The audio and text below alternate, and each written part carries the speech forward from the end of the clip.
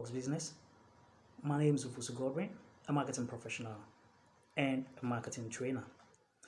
In this edition, we're going to look at market segmentation. Market segmentation is very important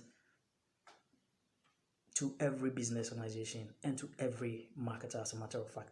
In fact, without market segmentation, you might have to be selling your product to people that might not need it, or you have to waste resources on the entire big or mass market, of which you would have to use a lot of resources and sell maybe probably or invest in marketing communications, etc., towards people who might not need your product. So today we look at market segmentation. Like I said, my videos are not only going to be based on only the digital aspect of marketing. We're also going to be looking at proper marketing. So now let's look at what is market segmentation. Market segmentation. Market segmentation is simply the process of breaking down a market into manageable groups. If you take a product market like, for example, the automobile market or the car market, you realize that the car market is a very broad or big market, but you need to break the car market down into various groups.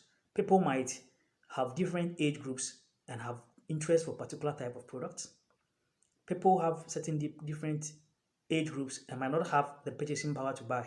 People might have even been mature people, working class people, but do not have the necessary income to buy a product. So it is important to break down a market into manageable groups. So when we say market segmentation in marketing, what we mean is that it is the process of breaking down a market into manageable groups so that the organization can reach out to a specific selected group, what is called a target market, with their marketing mix. That is their product, their price, their promotion or their marketing communication, their distribution, and if they are into services, their physical evidence, buildings, etc., that they need to use, and everything that falls under physical evidence, processes that they need to use to provide the service, and the people that provide the service. Right. Segmentation is used by every organization. Every organization has its target market. It needs to select its target market and be able to focus on that particular target market or be able to reach out to that particular target market. But for segmentation, as a matter of fact, to be successful, that is, for you to be able to break down a product market into manageable groups so that you reach out to with your product price promotion and distribution systems, it is important to follow this criteria. I have chosen 3 criteria for this. So now we're going to talk about 3 criteria that is required for successful segmentation.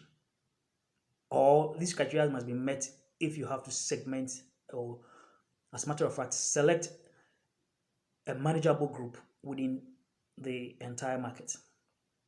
The first one is measurability. Measurability. Measurability is simply the company's ability to gather or obtain or collect information cost effectively about certain characteristics of the selected market or the intended market that it needs to select. It doesn't have to cost the organization more to collect information on the target market. So we're talking of the ability to obtain or to gather information or data cost effectively, because this data will be used for decision making, and it must be accurate, it must be right, and it must be cost effective. So in order for you to segment very well, you need to ensure that you obtain information cost effectively from the market. Some of this information might include purchasing power, people's ability to buy, people's economic circumstances, income, right? Whether they are middle income earners, low income earners, lifestyle. What is the lifestyle of the people? Are they people who love luxury? Are they people who love to hang out in the night? Are they people who love to travel, who love high speed, low speed when it comes to automobile industry, for example? Employment. What is the level of employment within the target market? You need to get information cost effectively so that you will be able to, as a matter of fact, reach out to that target audience profitably. The next thing is sustainability. Sustainability.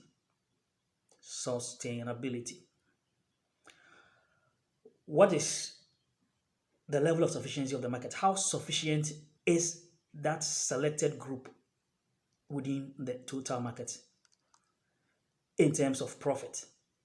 How profitable would that segment be? Is it going to be profitable in the immediate times, or is it going to be profitable for 10, 20, 30 years, 50 years? You need to be able to identify the profitability of that particular segment. The profitability of that segment must last for a longer period, so you'll be able to get return on capital employed. So you need to look at how you'll be able to, as a matter of fact, get information, as a matter of fact, on the sufficiency of the market. How sufficient will the market be? Is the market going to last in just 6 months? Is it going to last in 6 years, 10 years, 20 years? You need to identify this. It is very important when doing segmentation. We also need to look at accessibility. To what extent, or to which extent, can the organization focus on the target market? Does it need still further breakdown of the market? Does it need to produce for different, does it need to also create different segments within the particular selected market and then produce to meet their needs and expectations? So what is the extent to which a company can focus on that particular segment? That is also very important. The next thing we are going to talk about in segmentation is the stages in developing a market segmentation strategy or market segmentation plan.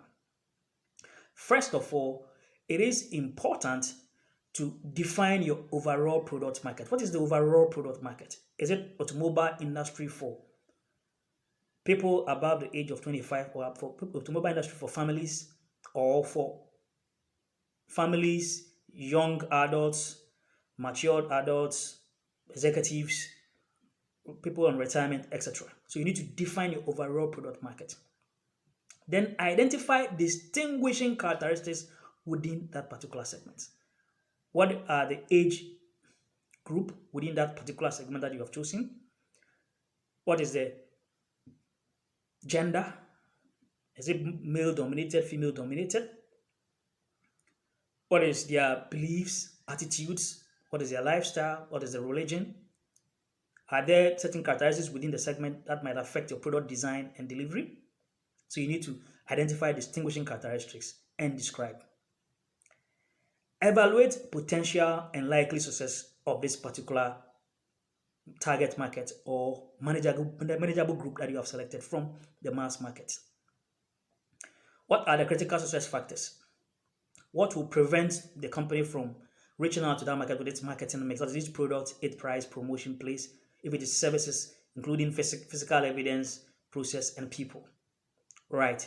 What will be the effect of the macro environment on that particular segment? What are the political issues that will affect the segment? What are the economic issues? What are the social issues, technological issues, legal issues, and environmental issues that will affect that particular segment? Now that you have evaluated potential and likely success of the segment, you determine positioning and marketing mix. So how do you want customers to perceive your brand? Your brand needs to occupy a place in the minds of the customers so that you'll be able to reach out to them with your marketing mix within that selected market. Don't forget, segmentation is important for every organization, both for customers, organizations that sell to their individual customers, and organizations that sell to other businesses to help them, as a matter of fact, produce their final product. This is part 1 of segmentation. Watch out for part 2 of segmentation. We'll look at the various types of market segmentation, right, for both business to consumer and then business to business. Thank you very much for watching my video. Don't forget to click on the subscribe button, subscribe, share, and like. Thank you very much.